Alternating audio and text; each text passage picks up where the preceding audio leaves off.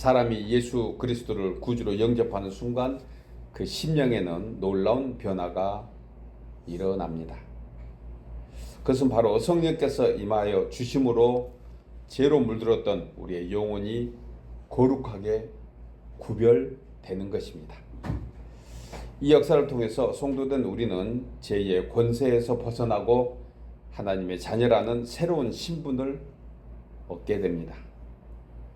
그리고 이 세상을 살아가는 동안 주님의 성품,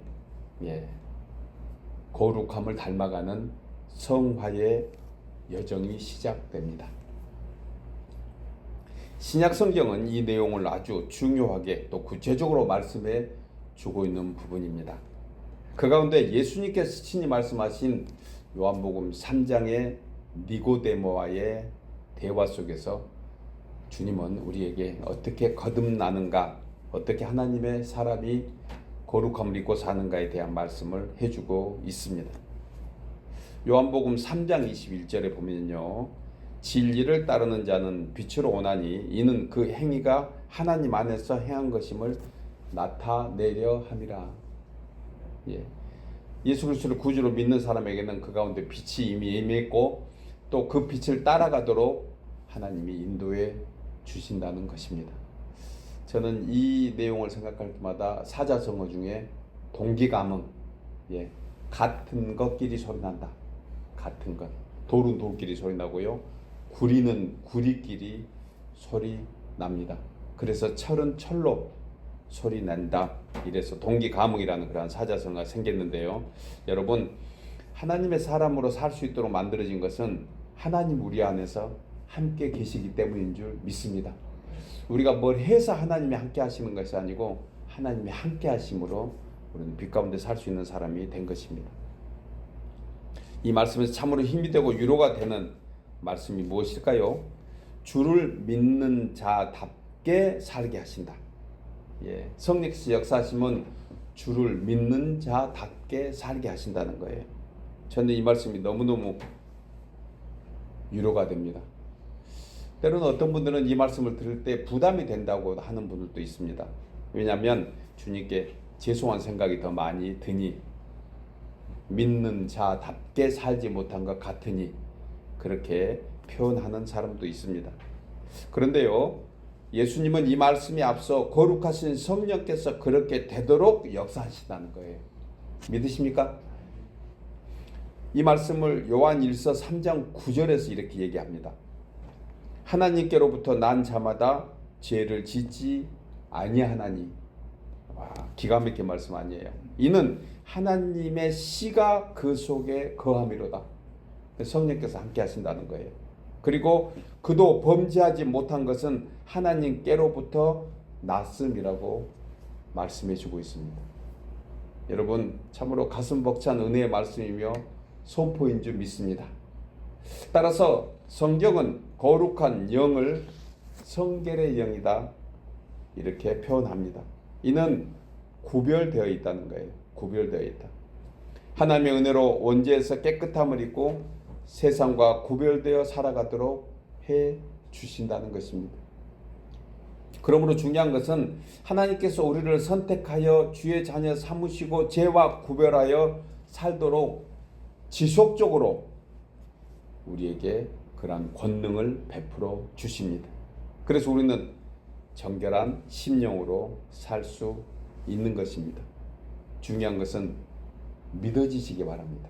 아멘. 이 말씀을 붙잡아야 돼요. 요한 3서에 나온 이 말씀은 너무너무 귀중한 말씀입니다. 주님이 은혜 베푸셨으니 우리가 은혜 가운데 살도록 하신다.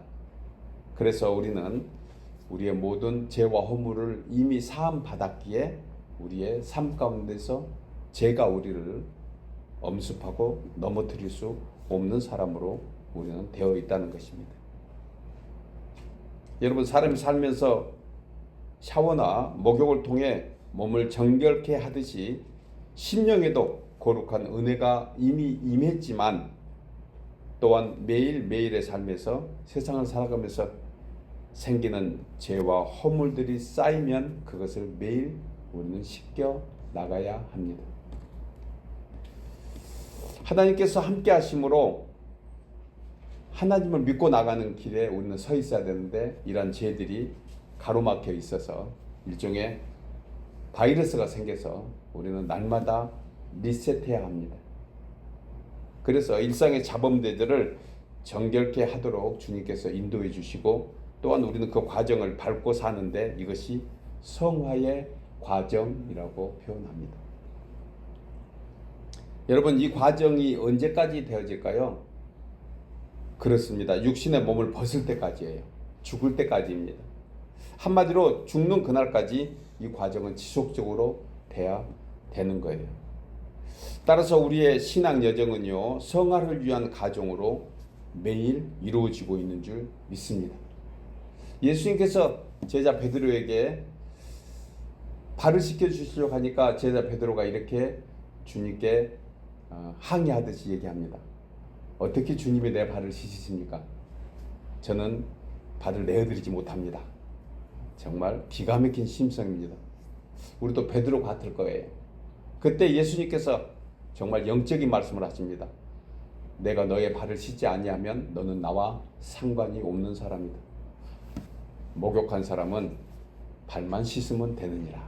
이미 주님께서 목욕시켜주는 성령의 기름 부음이 있었으니까 이제 베드로는 살아가는 동안 발만 씻으면 된다. 이것은 매일의 삶에서 스스로 생기는 자범죄, 즉 원죄는 해결해 주셨으니까 그 원죄를 가지고 우리는 천국에 입성할 수 있는 티켓을 가졌지만 또한 이 땅에서 거룩한 백성으로 살도록 우리에게 자범죄의 회개는 날마다 이루어져야 한다는 것입니다. 아멘이죠? 사도 바울은 이 고백을요, 갈라디아서 2장 20절에서 이렇게 합니다. 내가 그리스도와 함께 십자가에 못 박혔나니.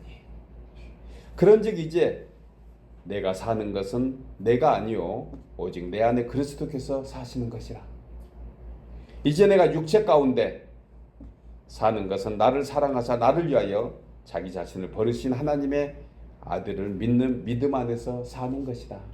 우리는 날마다 고백하는 그런 성도인 줄 믿습니다. 우리가 너무 잘 알고 있는 말씀이세요.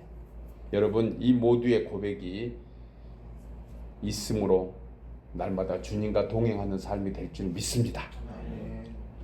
오늘 우리는 고린도 교회 성도를 향한 바울의 간곡한 부탁 한 절을 가지고 그렇다면 이 같은 은혜를 입은 성도든 우리가 주의 거룩하심을 이루기 위해서 어떻게 해야 되는지 우리 함께 다짐하는 마음에서 세 가지로 은혜를 나누려고 합니다.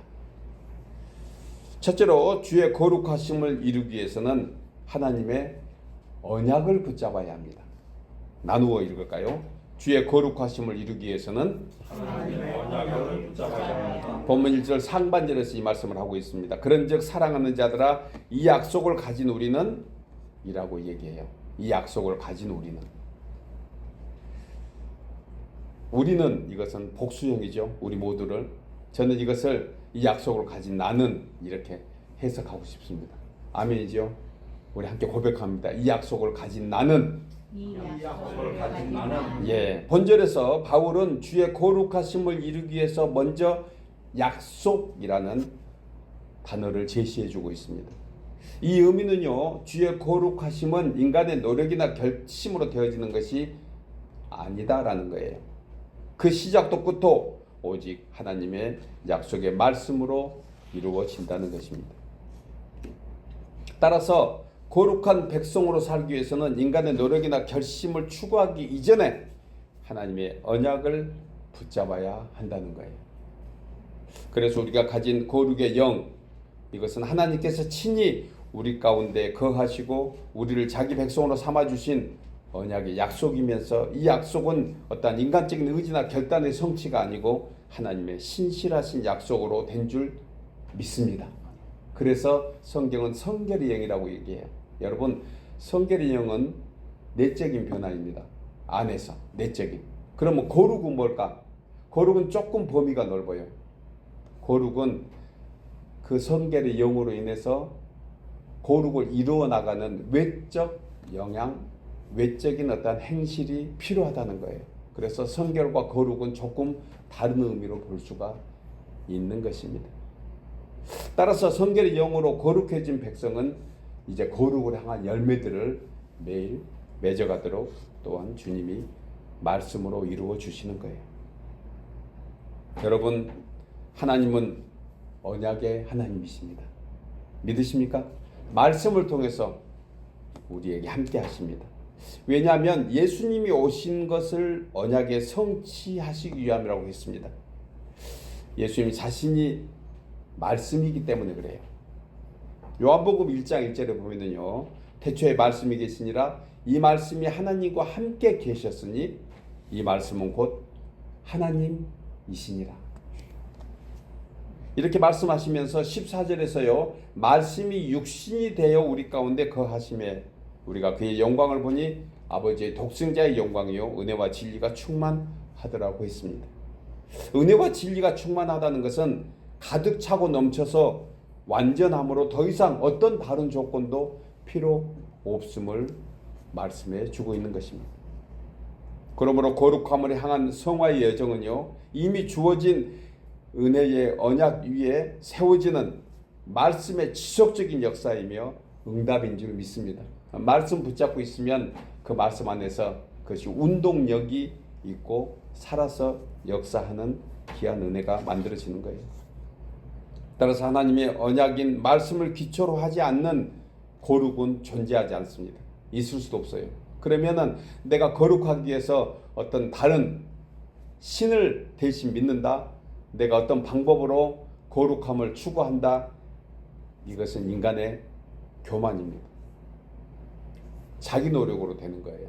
그런데 성결과 거룩은 하나님의 은혜로만 되어지는 것입니다. 이것은 말씀을 기초로 하고 있는 거예요. 하나님의 약속인 언약 위에 세워진 거룩은 그래서 늘 겸손하게 만듭니다. 우리를 겸손하게 합니다. 왜 그럴까요? 우리는 할 수 없는데 하나님이 해주시기 때문에 그런 것입니다. 이 자리에 있는 것도 그래요. 우리 장로님 고백을 아침에 잠깐 하셨는데, 주님 없는 교회에 나와서 예배하고 찬양하고 기도할 수 있는 것이 얼마나 큰 은혜인지 모른다. 우리 모두의 고백인 줄 믿습니다. 이것이 거룩입니다. 이 고백을 할 수 있는 그러한 은혜는 바로 말씀 안에 있고, 그 거룩의 역사는 영으로 통해서 우리에게 고백하게 되는 것입니다. 여러분, 저는 이 은혜를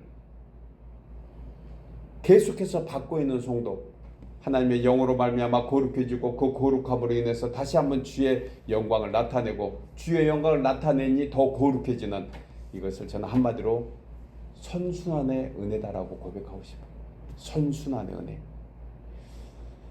성경은 이 내용을 은혜 위에 은혜라, 아멘이죠. 은혜 있는 사람에게 은혜가 있습니다. 믿음 위에 믿음이라고 했습니다.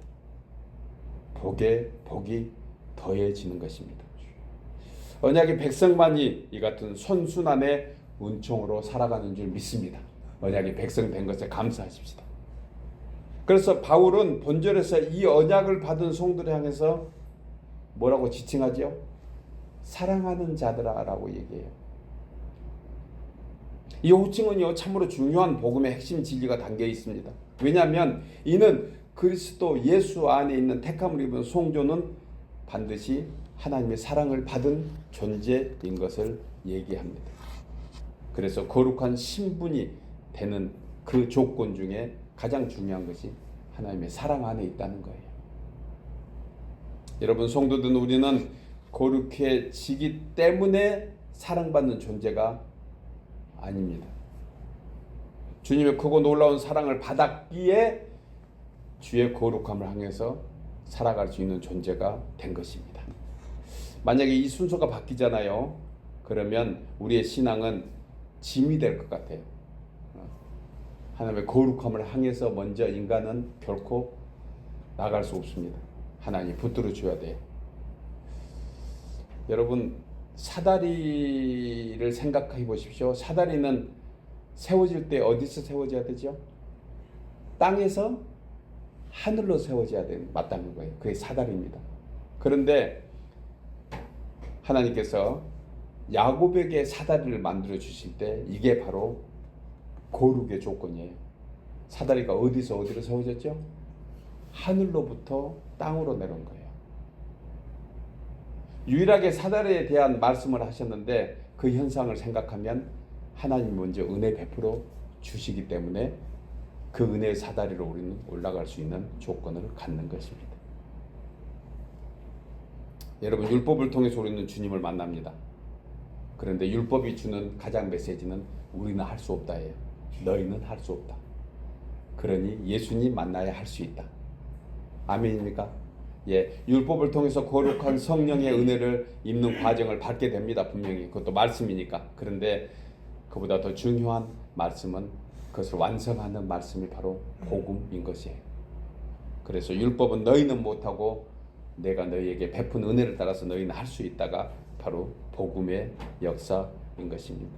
사랑하는 여러분, 우리 모두가 은혜 위에 은혜로, 믿음 위에 믿음으로 복에 복이 더해져서 더욱더 성결한 주의 백성으로 거룩한 주의 성령의 도우심을 받고 한 걸음 한 걸음 비록 더디다 할지라도 천천히 그 목적을 두고 주님을 향해 나가는, 그래서 우리의 신앙의 연수만큼 주님을 더욱더 닮아가는 거룩한 주의 성도들 모두 되기를 소원하며 축복합니다. 두 번째로, 주의 거룩하심을 이루기 위해서는 하나님을 온전히 경외해야 합니다. 나누어 읽을까요? 주의 거룩하심을 이루기 위해서는 하나님을 온전히 경외해야 합니다. 본문 1절 중반절에서 이 말씀을 하고 있는데요. 우리는 하나님을 두려워하는 가운데서 거룩함을 온전히 이루어라고 얘기합니다. 본절에서 바울은요, 우리가 하나님을 두려워하는 가운데서 거룩함을 온전히 이루라고 했는데 이 내용을 한마디로 주를 경외함이라고 표현할 수 있습니다. 따라서 경외라는 단어의 뜻은요, 창조주이시며 절대 주권자이신 하나님을 인정하는 것이 주를 경외하는 거예요. 주님을 온전히 믿고 의지하는데 하나님을 사랑하는 마음과 두려워하는 마음이 함께 공존하는 것이 경외한다는 표현으로 우리에게 말씀하고 있습니다. 여기서 두려워하는 마음은요, 단순히 공포심을 갖는 것이 아닙니다. 하나님의 뜻에 순종할 것인가 아닌가, 불순종할 것인가, 이런 것에 기준을 갖는 것을 두려워한다고 얘기할 수 있습니다.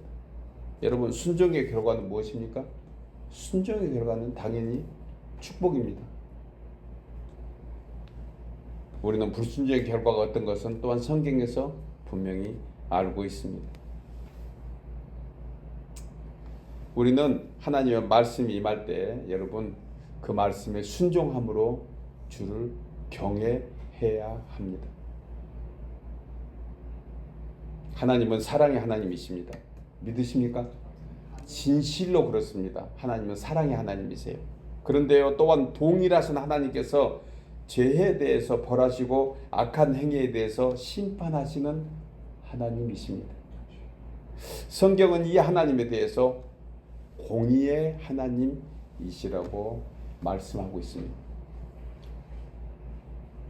공의의 하나님은 죄를 반드시 심판하시고 징계하시는 엄하시고 단호하신, 때로는 우리의 육신의 아버지 같은 분이시기도 합니다. 당연히 자식이 잘못하고 있으면 온전하신 아빠는, 온전하신 아버지는 자녀가 잘못되는 길을 바로 가도록 때로는 채찍하고 책망하시기도 합니다. 그렇다고 부자 간의 관계가 멀어진 것은 아닙니다. 그 혈육 관계는 영원히 존속합니다. 한번 실수했다고, 한번 잘못했다고 자식을 호적에서 빼라고 하는 아버지는 없습니다. 결코 그렇게 한다고 해서 지워지는 호적도 물론 아닙니다. 우리 하나님 아버지께서도 그와 같이 하십니다. 우리의 연약함을 아시고 그 죄값을 친히 치르시지만 또한 우리를 매일의 삶에서 우리가 잘못하고 방향이 잘못 가면 우리 마음에 근심을 만들어 주십니다. 그것이 바로 사랑이시기 때문에 그렇습니다. 그래서 하나님은 사랑이시라고 얘기합니다. 여러분, 이 공의 하나님에 관해서 히브리 기자는요, 히브리서 12장 8절에서 징계는 다 받는 것이거늘 너희에게 없으면 사생하여 친아들이 아니다 라고 하면서 우리 육신의 아버지가 우리를 징계하여도 공경하거늘 하물며 모든 영의 아버지께 더욱 복종하여 살려 하지 않겠느냐.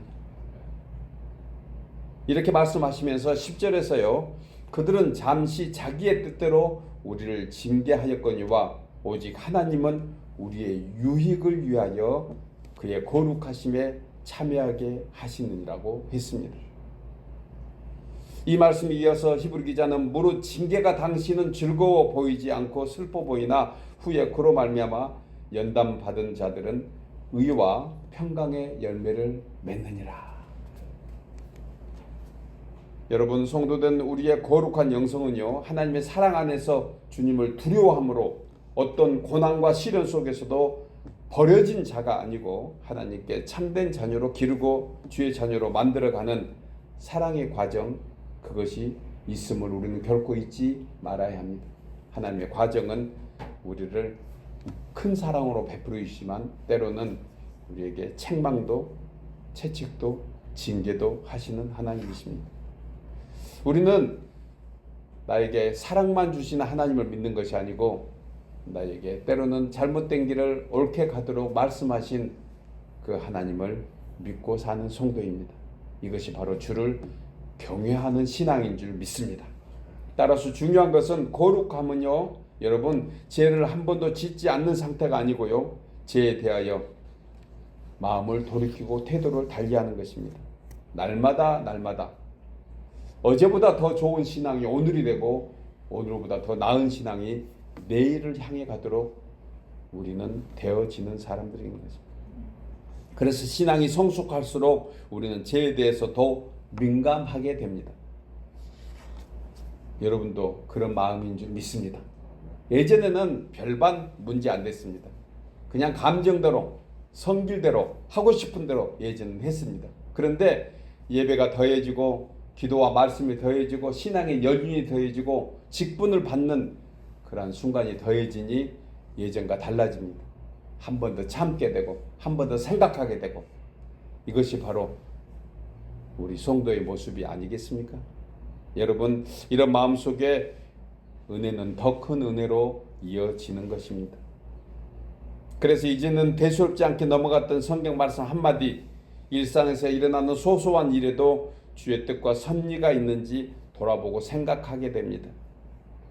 그래서 선택합니다. 이것이 옳겠다. 내가 좀 손해보더라도, 우리 장로님 기도하실 때 그렇게 했습니다. 내가 내 뜻대로 산 것 같지만, 내가 좀 손해본 것 같지만, 내가 좀 힘들지만 주님이 하락하니까 그렇게 살도록 하겠습니다. 그래서 신앙의 연륜만큼 그 믿음이 쌓여서 그 믿음으로 우리는 방향을 잡고 사는 성도인 것입니다. 이것이 곧 하나님을 경외하는 신앙이고 성령의 조명을 받고 하는 우리의 모습인 줄 믿습니다. 여러분, 하나님을 진실로 경외하며 두려워하는 사람은 자신의 이익이나 감정보다 하나님의 뜻을 분명히 먼저 묻게 됩니다. 우리가 하고 싶지 않아도 우리 안에 내주하시는 성령께서 그와 같이 만들어주고 계신 줄 믿습니다. 그래서 우리는 성령 충만 받아야 합니다. 성령 받은 것은 이미 우리는 더 이상 문제가 되지 않습니다. 성령 충만은 이미 우리의 어떤 조건을 만들 수 있는 성령의 은혜는 우리 모두가 받았기 때문에 그렇습니다. 이제는 우리가 더 기도할 제목은 주님, 내가 주님을 더 많이 닮아가고 주님을 더 알아나가는 충만함을 주옵소서 기도해야 합니다. 우리 모두는 예수 그리스도를 믿음으로 성령을 받았기에 하나님의 씨가 우리 속에 있기에 우리는 이제 기도할 제목이 무엇입니까? 성령 충만 주세요. 더 큰 성령의 충만을 주세요. 여러분, 하나님을 진실로 경외하며 두려워하는 사람은 자신의 이익이나 감정보다 하나님의 뜻을 묻는 것이 바로 성령 충만되어가는 조건이기 때문에 그렇습니다. 그리고 이 같은 기도가 더해지고 반복될수록 우리의 심령은 조금씩 더 정결해 갑니다. 이날이 더해질수록 우리는 주님께 더 가까이 나가는 사람이 됩니다. 주님과의 관계가 더 깊어집니다. 하나님의 사랑이 우리 삶의 영역에서 더 많아집니다. 그래서 우리는 성령 충만한 삶을 살게 되는 것입니다. 이처럼 주님을 온전히 경외하는 신앙은 또한 시간 속에서, 삶 속에서 검증받게 됩니다. 순간적인 열심이나 감정의 의지가 아니고 분명한 믿음의 확신으로 우리는 스스로 우리를 점검할 수 있는 사람이 된 것입니다. 어제보다 분명히 지금이 더 나은 신앙의 사람인 줄 믿습니다. 어제보다 분명히 우리는 더 나아갑니다. 비록 더딘 것 같지만 분명한 것은 참된 신앙의 열매는 때를 따라서 맺어가도록 우리에게 역사하실 것입니다. 여러분, 텃밭에 뿌린 씨앗이 자라는데 시간이 필요하듯 주님을 경외하고 믿는데도 분명히 시간이 필요합니다. 그러나 그것은 우리의 시간대와 전혀 다릅니다. 더디더라도 분명히 말씀 앞에서 기도하고 말씀 안에서 침묵하고 말씀 안에서 주님을 바라보는 그러한 날들이 더해질수록 우리에게는 신앙의 열매가 날로 날로 여부로 갈 줄 믿습니다. 여기 계신 모두가 그러한 은혜가 더욱더 충만하기를 다시 한번 소원합니다. 여기서 우리는 한 가지 중요한 질문을 함께 할 수 있습니다. 왜 하나님께서는 우리를 단번에 완변하게 하지 않으실까?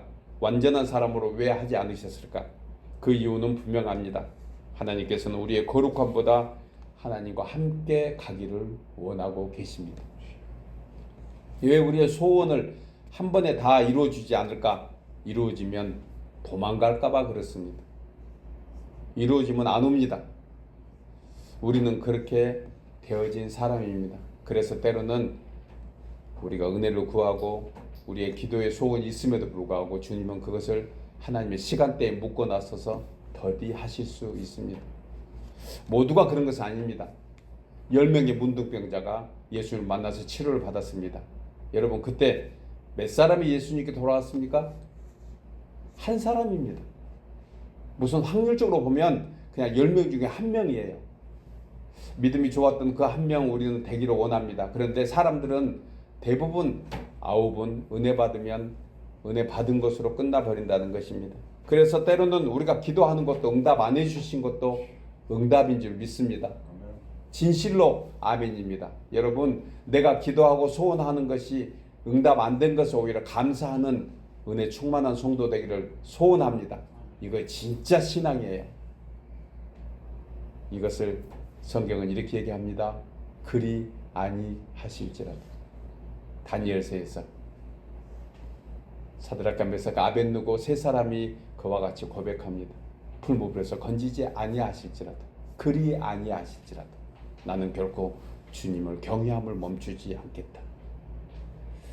사랑하는 여러분, 주님은 풀무불 속에서도 사자굴 속에서도 함께 하십니다. 중요한 것은 우리가 어디가 있느냐 보다도 우리는 하나님이 함께 하고 있는 사람인 줄 믿느냐 하는 것이 더 중요한 것입니다. 사랑하는 성도 여러분, 거룩함을 향해 자라가는 신앙은 결코 하나님의 은혜와 사랑 가운데서 하나님을 더욱더 가까이 마음에 두고 모시고 살아가는 신앙인 것입니다. 이 여정에서 우리는 점점 마음이 넉넉해집니다. 마음의 정결함을 더욱더 받습니다. 그래서 감히 세상이 우리를 감당할 수 없는 사람으로 되어지는 줄 믿습니다. 저는 이게 하나님의 거룩한 성도의 모습입니다. 그리고 주를 경외하는 증거들은 날마다 더해갈 것입니다. 오늘 또 여러분들은 예배에 나온 그것이 바로 그와 같은 모습입니다. 힘과 정성과 뜻을 다해서 주님을 경외하며 예배하는 여러분들에게 하나님의 나라가 더욱더 충만히 임하기를 소원하며 축복합니다. 마지막 세 번째로 주의 거룩하심을 이루기 위해서는 정결한 영혼으로 주님 오시는 날까지 보존해야 합니다. 나누어 읽겠습니다. 주의 거룩하심을 이루기 위해서는 정결한 영혼을 주님 오시는 날까지 보존해야 합니다. 본문 2절 하반절에서 육과 영의 온갖 더러운 것에서 자신을 깨끗하게 하자라고 말씀합니다. 이 내용과 동일한 내용을 사도 바울은 데살로니가 전서 5장 23절에서 이렇게 말씀합니다. 평강의 하나님이 친히 너희를 온전히 거룩하게 하시고 또 너희의 온 영과 혼과 몸이 우리 주 예수 그리스도께서 강림하실 때에 흠없게 보존되기를 원하노라고 말씀합니다. 주중에 이 말씀을 준비하고 이 말씀을 묵상했더니 간밤에 꿈에 이 말씀이 다시 한번 마음에 새겨져서 자다가 일어난 그런 기억이 납니다. 여러분, 성도는요, 온 영과 혼과 육이 다 주 안에서 살고 있는 사람인 줄 믿습니다. 여기서 이단들이 나오기도 하는데요. 육신은 구원받지 못한다. 여러분, 육신이 구원받지 못할까요? 아닙니다. 새로운 육신으로 구원돼요. 예수님이 오시던 날, 재림하던 그날 무덤이 열리고 새로운 육으로 변화가 됩니다. 그러니까 지금 우리가 갖고 있는 이 썩어질 육신은 아니고 새로운 영체의 육신을 갖게 되는 것입니다. 여기서 초대교회에 있었던 이단이 영주주의입니다. 영주주의가 무엇이냐면 영혼만 구원받는 거예요. 그래서 이 육은 더럽다고 그들은 의식한 것입니다. 왜? 영이 성결하다 보니까. 그래서 영이 밝아지니까 육이 더러워 보이는데 그들이 생긴 어떤 논리 중에 하나가 영지주의입니다. 이들이 가지고 있었던 것 중에 하나가 했던 실천이 뭐냐면 그래서 육신을 학대했대요. 그때 역사에 보면. 그래서 무릎으로 겨다녔던 사람도 있습니다. 육이 망가져야 영혼이 밝아진 것처럼 생각했던 그들의 모습은 우리의 기독교 역사에서 기록하고 있는 부분이 참으로 많습니다. 여러분, 우리는요 그런 사람들이 아닙니다. 우리의 영이 구원받았으면 혼도 육도 같이 구원의 반열에 서게 되는 것입니다. 여러분, 혼과 육이라고 했으니까 주의 거룩하신 성품은 믿는 우리에게 생각과 감정과 의도와 동기뿐만이 아니라 우리의 일상의 말과 행동 그리고 그 어떤 모든 선택과 또 습관까지도 포괄적으로 다 포함하고 있는 것이 혼과 육의 부분입니다. 따라서 사람의 육신은 단순히 몸만 의지하지 않습니다. 몸만 표현하지 않아요. 몸을 포함한 모든 영역. 성경은요, 우리의 영이 상실된 죄인 상태에 있는 그 상태를 혼적으로 얘기합니다. 그러니까 이 세상 사람도 혼의 영역은 있다는 거예요.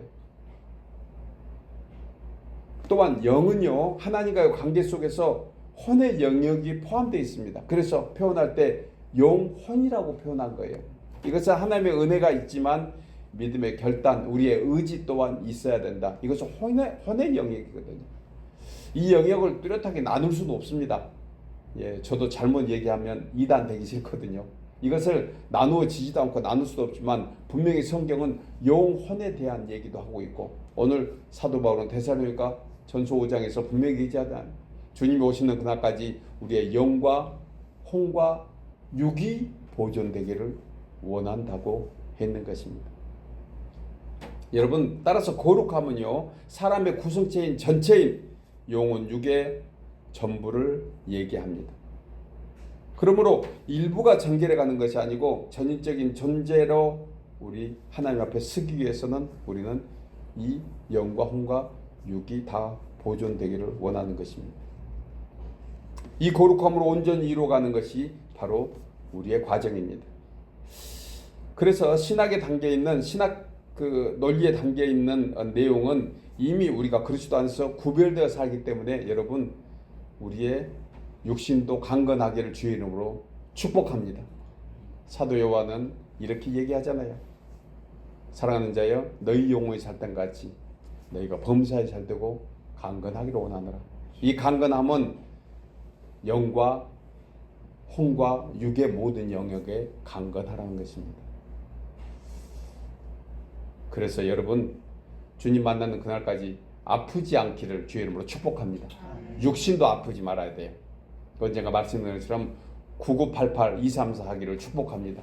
99세 강건하게 살다가 팔팔하게 살다가 어쩔 수 없이 2, 3일 앓고 주님 만나는 우리 되기를 소원합니다. 언제까지? 99세까지. 아멘은 없군요.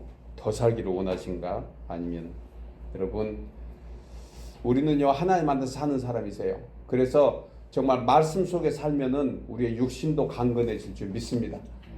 우리가 말씀 벗어나서 때로는 내 생각, 내 감정, 내 화가 돋구다 보니까 예, 우리 몸이 망가질 때도 많이 있음을 저도 경험합니다. 한 번 화내면은요, 꼭 10년 늙어가는 것 같아요, 요즘에는. 그래서 화를 안 내려고 하는데 이것 또한 우리에게 혼의 영역이다 보니까 안 낼 수 있겠습니까? 그래서 우리 성도들은 서로가 화를 줄여주도록 해피 바이러스 되기를 주의 이름으로 축복합니다. 서로 위해서 행복의 도전자 되어야 되는 거예요. 여러분, 믿음의 여정은 두발 자전거를 타는 것과 똑같습니다. 자전거를 타면서 넘어지지 않는 방법이 무엇입니까? 예, 천천히라도 가는 거예요. 우리 다 경험해 봤을 것입니다. 멈추면 바로 넘어집니다. 앞에 장애물을 피하고 그리고 안전하게 가는 것도 중요하지만 보다 중요한 것은 멈추지 않아야 한다는 것이에요. 우리의 믿음의 경주가 이와 같습니다. 성도는 믿음의 여정을 결코 포기하는 것은 있을 수 없는 일입니다. 더디더라도 끝까지 표대를 향해서 여러분들의 페달, 믿음의 페달을 밟고 나가기를 소원합니다. 또한 중요한 것이 있습니다. 방향입니다. 바른 방향으로 끝까지 나가야 합니다. 이것이 바로 거룩한 성도의 성숙한 조건이 되는 것입니다. 여러분, 거룩함은 우리의 세상에서 도피돼서 별도로 사는 것이 아닙니다. 세상 가운데서 하나님께 속한 자로 살아갈 때 진정한 거룩의 모습이 되는 것입니다. 그러므로 거룩을 향해서 신앙의 여정에서 늘 하나님이 동행하고 이루어 주심 또한 잊지 말기를 바랍니다. 우리가 애써서 한 걸음 한 걸음 내딛는 것 같지만 그 걸음에도 주님이 은혜 베풀어 주시는 것입니다. 복음성가 중에 일어나 걸어라 이란 제목의 찬양이 있습니다. 다 아는 찬양인데 내용을 한번 살펴봅니다. 나의 등 뒤에서 나를 도우시는 주, 나의 인생길에서 지치고 고나여 매일처럼 주저앉고 싶으나 나를 밀어주시네. 2절 가사입니다. 나의 등 뒤에서 나를 도우시는 주, 평안히 길을 갈 땐 보이지 않아도 지치고 고나여 넘어질 때면 다가와 손 내미시네. 그와 같은 은혜가 있었습니다. 3절 가사도 이렇습니다. 나의 등 뒤에서 나를 도우시는 주, 때때로 뒤돌아보면 여전히 계신 주, 잔잔한 미소로 바라보시며 나를 재촉하시네. 일어나 걸어라 내가 새 힘을 주리니 일어나 너 걸어라 내 너를 도우리. 여러분, 비록 우리 육신의 눈으로는 볼 수 없지만, 우리의 육안으로 볼 수 없지만 분명히 주님은 우리와 함께하고 계십니다. 주의 권능의 역사로 믿는 자에게 실체가 되어주십니다. 현실이 되어주십니다. 우리 삶의 모든 영역에서 진리의 영으로, 거룩한 영으로, 성결의 영으로 변함없이 역사하고 계십니다. 데살로니가 5장 23절 말씀을 다시 한번 봅니다. 평강의 하나님이 친히 너희를 온전히 거룩하게 하시고 또 너희의 온 영과 혼과 몸이 우리 주 예수 그리스도께서 강림하실 때에 흠없게 보존되기를 원하노라. 이렇게 권면하시면서 아주 귀한 말씀을 그 다음 절에 이어서 합니다. 너희를 부르시는 이는 미쁘시니 그가 또한 이루시리라. 아멘. 그가 또한 이루십니다. 우리를 부르시는 미쁘십니다. 신실하십니다. 그 하나님은 변함이 없으십니다. 그리고 그가 그와 같이 주님 오시는 그날까지 이루어 주실 줄 믿습니다. 사랑하는 여러분, 오늘도 하나님은 우리를 거룩한 주의 전으로 초대해 주셨습니다. 그리고 이 초대는 성도의 특권이며 귀한 은총입니다.